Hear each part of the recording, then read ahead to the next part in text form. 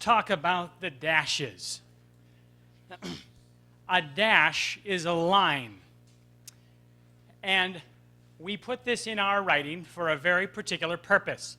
But before I introduce the dash, let me tell you how to identify a dash, because there are three types of lines that we can write in our paper. And the first one is called the hyphen. I'm going to talk about that in a few minutes. But a hyphen is a very short little line that we write. And we usually use the hyphen to connect two words together, to make them a unit that has a new meaning. Example, on-site coordinator and high-tech company. I want to put high-tech as one word, on-site as another word, so I use my little hyphen. The second line we call the short dash. The short dash is also called the N dash because it is the length of the letter N, right? From one side of the N to the other. How do we use the N dash? We usually use them to separate dates or page numbers. And here are my examples. Page 1611 to 1676. Or pages. You see here? I'm separating my pages. The last dash that I'm going to spend most of my time today talking about is called the M dash. And the M dash is the length of the letter M, which is longer than the letter N, shorter, right? M dash is what we will be discussing. Let me just mention that on your keyboard, you can type the hyphen.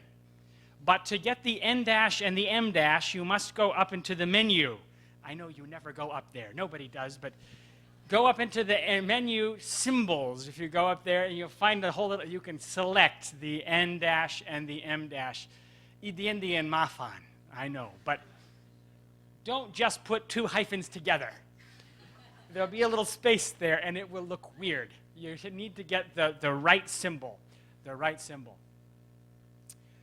Single dashes, one dash by itself. I don't think you should use it in academic writing at all. I'll give you my reasons. We do use single dashes in casual writing, in literature, in novels, to make something dramatic and to make something stand out. I'll give you an example. One task is more important than any other to the junior scholar and will determine whether he receives funding, promotion, and tenure, dash, academic publishing. I really want to emphasize that, so I put in the dash. Again, this is, I believe, too casual for scholarly writing, and that's why we so seldom see a single dash in scholarly writing. It would be better here to replace the dash with a comma or a colon, both of which would be fine. Colon would make it quite dramatic. We would know that it was important. A comma would be normal, but would be correct. In fact, I would prefer the colon here, because comma has so many functions that the colon would make it more special if we did put that in. Here's another example of a single dash that I would replace. The range of activities an academic must participate in compete for his time to write, dash. Such activities are important but should not be allowed to take the place of scholarly writing. I would replace the dash with either a semicolon to connect two ideas or a period and make a new sentence. Single dash, again, too casual for our use here in academic writing. Now, you can use, single dash is fine for casual writing. I don't want you to think that you have to stop using all dashes. Just stop using them in your research. Double dashes you can use. That's all right. And let me give you an example of appropriate use of a double dash. The issues that prevent doctoral students from writing, dash. Most importantly, their lack of familiarity with academic vocabulary, dash, are a serious concern for advising professors. When something is very important, grammatically non-essential, like the comma, grammatically non-essential, but important to your sentence, you can use the dash. Now, obviously, this is most importantly, I want to make it important, so I'm using the double dash to really set it off. Even having said this, double dashes are not very common. If you use maybe one or two in your whole paper, that's probably enough. If you're using dashes every sentence, you're using them too much. They should be a little bit like spice for your soup. A little bit is good, too much, no one can eat it. And people will get tired of it. So again, you can use it for the dramatic purpose. Commas are more common, and parentheses means it's really not important at all. Here's my little review on dashes. Double dashes can be used, especially when you already have many commas and you want to separate something and make it more important. Double dashes are common in some fields. For example, humanities uses dashes a lot. Science never uses them. Social science, sometimes. I suggest you follow your convention for your domain. Look in your journal. If you see a lot of dashes, you're probably okay. If you see no dashes, don't be the first one to try. Just follow what your friends are doing and follow the rules that I'm suggesting. Regardless of your field, double dashes should be used seldom because they draw a lot of attention to themselves. And people will get tired of them if you overuse them.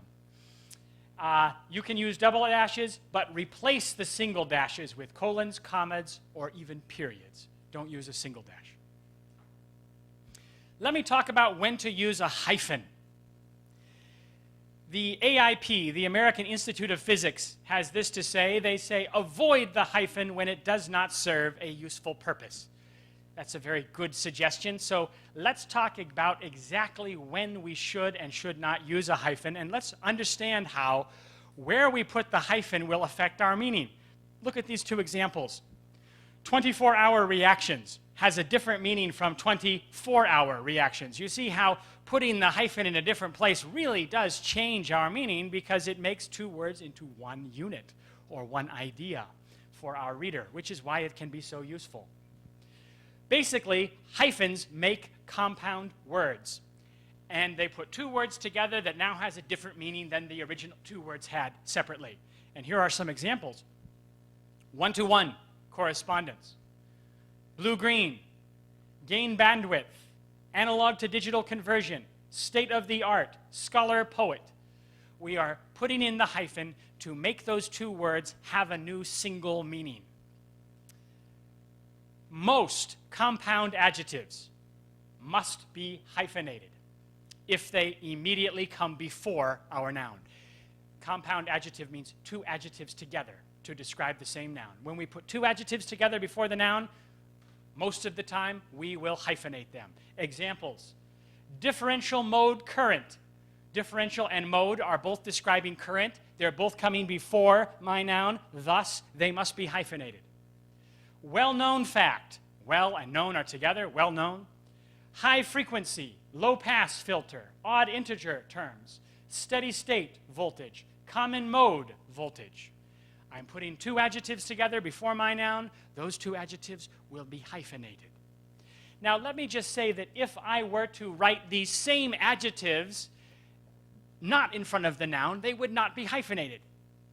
Example, we say open current voltage or short current voltage, but the configuration was an open circuit. You see how if there's not a noun following it, I don't hyphenate, right? I only hyphenate if it comes before my noun. If it comes in another place, no, we will keep them separate. Or first aid kit, but you should give first aid. There's no noun here, so again, I keep them separate. Worst case event, we should consider the worst case. There's no event here, so I don't hyphenate. Or low voltage supply, there was high voltage on the wires, and that was supposed to carry low voltage. Again, low voltage and high voltage do not have supply and system after them, thus no hyphenation. We hyphenate when it precedes our noun, when it comes before our noun, not when they just stand alone. Here's another good rule to remember with hyphens. Every time you see half or a number, it's going to be hyphenated with the word that comes after it. Half-baked, half-life, half-width, half-wide, or 3-electrode, 4-terminal, first order, 2/3, 8-bit. Numbers and half, whenever they come before something else, that's always going to have a little hyphen there between that and the noun. When you have ly, we never have a hyphen. Ly basically means hyphen. It's the same meaning. So we would, intensely colored crystals equals intense colored crystals. We would never say intensely colored crystals. That's like saying hyphen, hyphen, right? It's too much. So here we have some other examples. Highly competent person, fully ionized gas. Obviously, because I have ly, I don't need a hyphen. Ly is my hyphen. I know it's connected to the next word. Here are some examples of errors. We developed a fully automated method. Do we like that? No. Fully automated, no hyphen here. We've got our ly. Or the surgically removed tissue. Do we like that? No. Surgically removed, no hyphen necessary when we have our ly. Other hyphens, other rules for hyphen. Every time we see free, we must hyphenate. Sugar-free, divergence-free, toxin-free. Also, do not hyphenate prefixes. A prefix are letters we stick in front of another word. I'm going to say don't do it, and then I'm going to say except in my next slide, and I'm going to show you a lot of exceptions. I'm sorry. I don't like to do a lot of exceptions. I like to keep it simple, but at the same time, this is one of those rules we have to show you when you should not do it. But most of the time, when you see a prefix, don't hyphenate. And some examples, co-author, don't hyphenate. Nonlinear, don't hyphenate. Metastable, multicolor, semiconductor, infrared, LED. We are sticking these prefixes on, and we are not hyphenating because that's the rule, except, ouch, except any compound word with self, all, ex, and quasi must be hyphenated. Self-extinguishing, all-inclusive, ex-president. These must always have a hyphen. When you see those four, I know you have to remember 4 words that are exceptions, but that's just how it's going to be. We also hyphenate when we're trying to distinguish from hononyms. What is a hononym? A hononym is a word that's spelled the same way but has a different meaning. Example, recover. If we put re and cover together, it means something different than when it's cover again. You know what I mean? The prefix cover again, recover, is different from recover in the hospital, right, after I'm injured. So to make sure that you know I'm not talking about the recover in the hospital, I must put a hyphen here when I'm distinguishing with another word, a hononym. Or another one is resolved. Resolve is a word, right, to solve a problem between people. But to solve again, you would put the hyphen there because you want people to know this is not the resolve I'm talking about. I'm talking about a different one. Or this one, unionized. I never thought about this one until one day I was reading my student's paper and I said, unionized? Unionized what? And he meant unionized. And I realized, wow, that is a good example of a hononym, right? This is where by not putting the hyphen, we would totally misinterpret what the author was trying to say. Another case of when you would put in a prefix is when the last letter of the prefix is the same as the first letter of the next word. Example, anti-intellectual. You see the I here? Anti ends with I, and intellectual begins with I, and we don't like to put those double letters together, thus prefix. Or non-negative. Again, N and then N, we want to separate them. Or semi-independent, I, we want to separate them. Also, when you are repeating a sequence of words, and it looks ugly, or weird, or strange, which is not very descriptive, but let me just show you examples. Non-ionizing, non-oscillary. If I don't put non-oscillary, this would be no-oscillary. It would be strange. So in this case, we will hyphenate just because of the strangeness of the term. The last reason that we will put in a hyphen is when we are separating the prefix from a name, a symbol, or a number. And I have an example here. Non-Newtonian physics. Newtonian is a name. Newton, he was a guy, right? So we will put a hyphen between the prefix and his name. Or a number. Pre-1970, mid-1970. We don't want to put the letters and numbers together. So we will hyphenate when we are sticking both of those together. So don't put a hyphen between a prefix and a word unless it falls under these exceptions, and I've explained why these aren't good. let me briefly talk about nouns as adjectives. Adjectives describe nouns. We know that. And sometimes a noun can also be an adjective. Sometimes we need to change that noun by adding what we call a suffix. Prefix comes before, suffix comes at the end. And many times, let me give you an example of describing a stop sign. If I'm saying a stop sign is large, red, and octagon. Octagon is the shape, right? Large and red are fine. They're the same as adjectives or noun. But octagon, that's not an adjective. I would have to say octagonal, which is a strange word. But I would have to add al to octagon to make it an adjective. Other types of endings that we will add to nouns to make them adjectives are ar, ic, ous, and y. I have some examples. Pole becomes polar, right? Economy becomes economic. We add that. Monumentous. Moment becomes monumentus. We add in the ous. Ease becomes easy. Here are some examples of how we add a little suffix to change the function of that word from a noun into an adjective. So, for example, we don't say organization development. No, we can't say noun. We would say organizational development. We would have to add the correct suffix. We wouldn't say matter concepts. No, we would say material concepts. We would change the end of our noun to now become an adjective.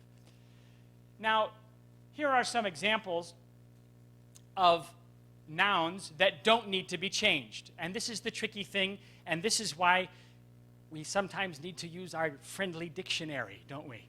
To see if we need to change the ending or not. For example, a protein structure. That's correct, isn't it? Even though we don't change protein, it can still be an adjective without changing it. Or a silicon pore. We don't change siliconal pore. It's silicon. And also student athletes. In all three of these cases, we did not change the end of our noun to become an adjective. However, sometimes we do. A structural protein. Here I rewrote it, and I do need to change structure to be different. Or porous silicon. I do have to change pore. Or athletic students. I do have to change athlete. How do you know this? Dictionary. I wish I had some better way, but you're just going to have to look it up if you don't know. You don't want to say it wrong. And if you don't do it correctly, the problem is Microsoft Word spell check won't help you because the noun is correct. They may not know you want to use it as an adjective, so it might not underline in red. So you're going to have to question yourself and look up those words that you believe are questionable. Of course, the longer you are in a domain, the more you will know about your domain, and you'll probably know in time what should be changed and what shouldn't be.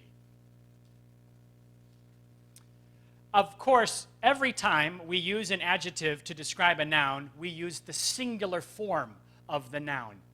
For example, we don't say chocolate chips cookie, right? We say chocolate chip cookie. Or students, athletes, no, we say student athletes. It's just one when you're using a noun to describe as an adjective.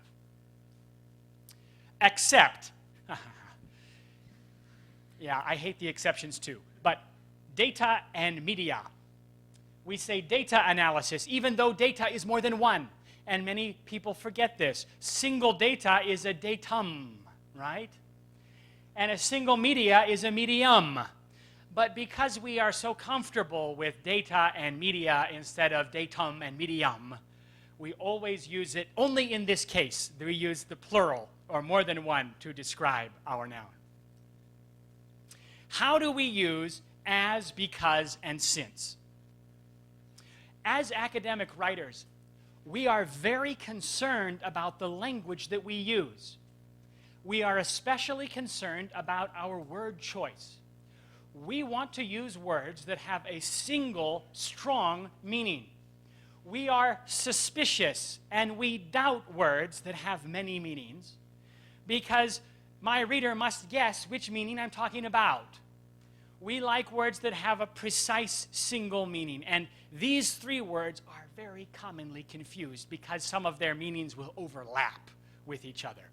And for this reason, we correct this a lot in papers, and style guides, for example, APA, have recently added huge sections only to define this problem because it's such a big problem, not only for non-native speakers, but even native speakers frequently confuse these three words. So I want to go through them with you. First of all, let's talk about because. I love this word, by the way, because of these three words, this one is the most singularly used. Because means because all the time. It's just a very clear word. For the reason that, or the fact that. That's what because means. Very simple, very easy to follow. Let's talk about since. Since has more meanings than because. We like it less. We are more suspicious of since. Since is going to give us more problems. Since can be an adverb, which means from the past time until now. Since can also be a conjunction, which might be in the time past. And since can also mean because. That's the problem. So what does APA say? APA says don't use since to mean because. If you mean because, say because. Otherwise, it could be confusing. APA says since is more precise when it is used to refer only to time, meaning after that. Otherwise, replace with because. Let me give you some examples of why this is a problem. Here's an example sentence. He wanted to be a biologist since he was 6 years old. Is it because he's 6 years old or since the time when he was 6 years old? Do you see the problem here? It could be either. I don't know what you mean. So, according to APA, only use since if you're talking about time. And otherwise, you should use because for cause. Here's another example. I got this from one of my students' papers. The study could not be performed since the equipment malfunctioned. Is it because the equipment malfunctioned or since the time when the equipment malfunctioned? You see the possible double meaning here and thus the unclearness. This is why we would say because if we're talking about cause. If you're talking about time, since is correct, but my student was actually talking about cause. So we changed it here. Let me talk about as with you. As, okay, because has basically one meaning. Since has at least two meanings, and as has 5. So as is really not a useful word for us. It is our very last choice when we are choosing a word. Let me just give you a few of the meanings. I'll give you 3 from the dictionary. As means to the same degree or amount. We can use as to mean that. That's fine. For instance, when considered to a specific form, it can also mean as if. It can mean while and when. It can mean because. Basically, it can mean everything. It can mean like. It can mean capacity, character. So AMA has a new rule about as. They're very concerned. Here's a quote from the American Medical Association. They say, as, because, and since can all be used to mean for the reason that is meant. However, in this construction, as should be avoided when it could be construed to mean while. This is a problem. If it could mean while, use while. Let me give you an example sentence. Here it is. He could not accurately examine the patient as he was looking at another patient's chart. Do I mean while he was looking at another patient's chart or because he was? You see the double meaning here. Very hard to understand, and AMA is also concerned about that, and so you would say because he was working, or you would say while. You would avoid using as for either of these situations. Just do a quick review on these 3 words, since, as, and because. Because we use as and since in various ways, many style guides, I gave you a couple examples, recommend using each word to only have one meaning. Thus, we use since to mean time. We use because to mean cause. And we avoid using as whenever we can. Of course, it has 5 meanings, so we are going to use as a lot. But don't use as to mean cause. Don't use as to mean when or while. Don't use as to mean since. Try to use those other clearer words instead. And your reader and reviewer will certainly appreciate you as well. How do we start a sentence with because? I remember in elementary school, my teacher told me, Steve, don't start your sentence with because. Why did she tell me this? Well, my English teacher was trying to help me avoid making a very common writing error. Often she would ask me a question. She would say, Steve, for example, in academic writing, why do we care about our English? And I would answer, because we don't want to be rejected by the journal editor. And she would say, wrong. That's a sentence fragment. What is a sentence fragment? It means it's not a complete sentence. And she was right. This, in fact, is wrong. It's not a complete sentence. But it's wrong not because it starts with because. It's wrong because it's not a complete sentence. What makes a complete sentence? We need 3 things. First, we must have a subject. Second, we must have a predicate, or let's say action, okay? Third, we must express a complete thought. Now, let's look at my sentence again. Because we don't want to be rejected by a journal editor. It has a subject, it has an action, but it does not have a complete thought. That's our problem with this sentence. So, teachers will make a rule. They say, students cannot begin sentences with because, and the whole fragment problem disappears. However, it disappears for the wrong reason. Not because we learned why, but because we just avoided using the word because. The new student says, we don't want to be rejected by the student editor. This is correct. It's a full sentence.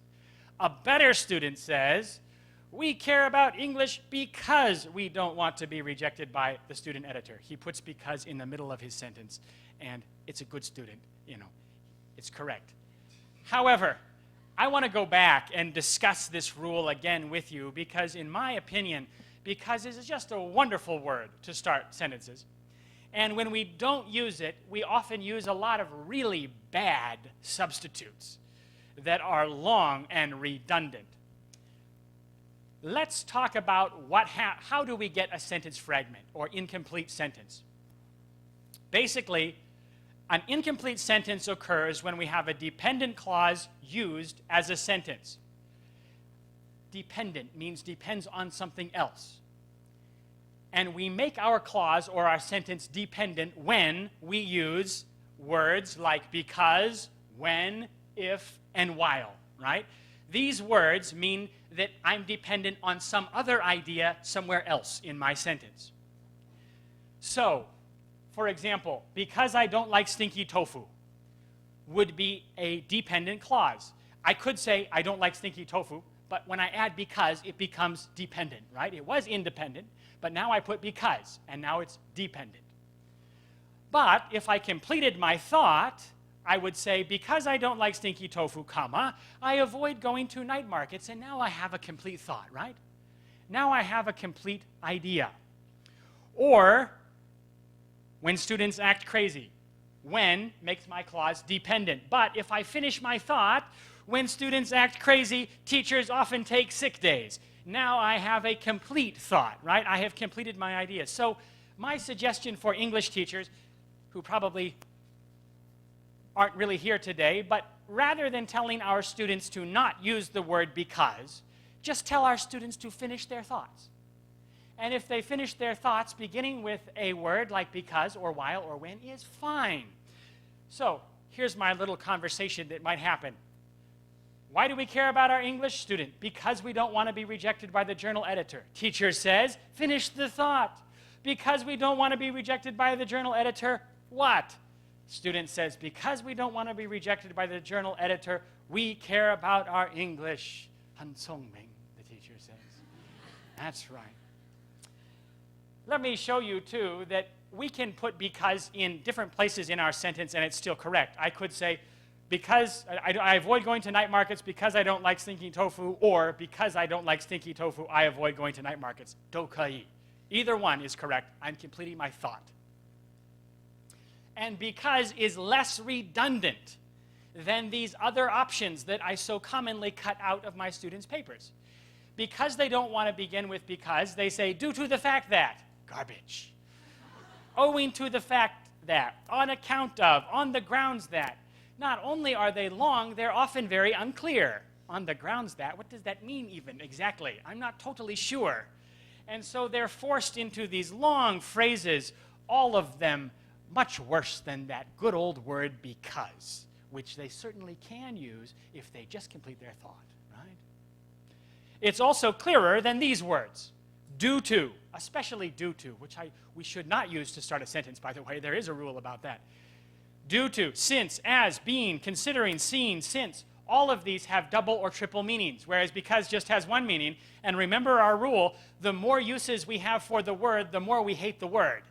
We like the words with the single clear meaning, like because. We would prefer to start our sentences with one of those. Let me end today by talking briefly about abbreviations, particularly two kinds of abbreviations, initialisms and acronyms. Now, an abbreviation is when I make a word shorter, usually to a couple letters. And I will use those letters instead of my full term in my paper. And the rule is we introduce the abbreviation in parentheses the first time, and then for the rest of the paper, we can use our abbreviation, right, instead of our full term. Here's an example of introducing an abbreviation. However, these two types of abbreviations are different, and they're frequently confused. And so I want to talk about what the difference is between the two of them. Let me begin with what we call initialisms. An initialism is formed when I take the first letter of each word and I say each letter. Example, FAQ is frequently asked questions. IEEE is the Institute of Electrical and Electronics Engineers. AFM, Atomic Force Microscopy. ESL, English as a second language, right? We are saying the letter. The letters are not a new word. We still say the letters. That's the key point with the initialism. I don't say ESL, I say ESL. It's not a new word. I say the letters, thus initialism. Now, acronym is different. I still take the first letter, but now it's a new word. That's the key point. Example, laser. Laser means light amplification by simulated emission of radiation. But actually, we don't say L-A-S-E-R, do we? We say laser. It's a new word now, and it's called an acronym. Or radar, radio detection and ranging.